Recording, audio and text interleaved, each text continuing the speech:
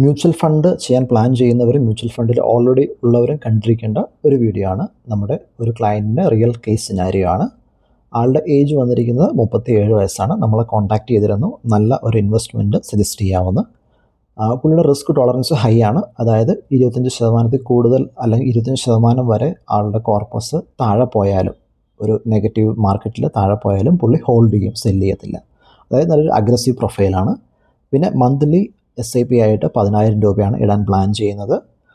Goals വരുന്നത് റിട്ടയർമെൻറ്റിന് വേണ്ടിയുള്ള പൈസ ഉണ്ടാക്കുക, പിന്നെ കുട്ടികളുടെ എഡ്യൂക്കേഷൻ, മാരേജ്, അതുപോലെ തന്നെ വെൽത്ത് ക്രിയേഷനാണ്.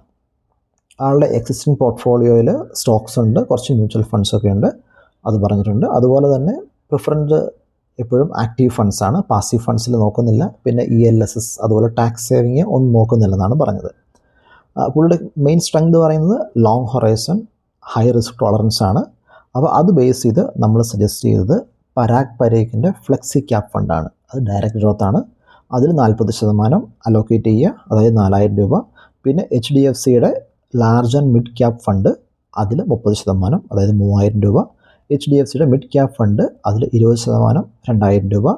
ICICI പ്രൂഡൻഷ്യൻ്റെ large and mid cap fund, അതിൽ 10%, അതായത് 1,000 രൂപ. അപ്പോൾ എല്ലാം കൂടെ 10,000 രൂപയാണ് പ്ലാൻ ചെയ്തിരിക്കുന്നത്. നിങ്ങൾക്കും ഇതുപോലെ പ്ലാൻ വേണമെന്നുണ്ടെങ്കിൽ കമൻറ്റ് ചെയ്യുക. നിങ്ങളുടെ റിക്വയർമെൻറ്റ് ഞാൻ വേറൊരു വീഡിയോ ചെയ്യുന്നതായിരിക്കും. Thank you.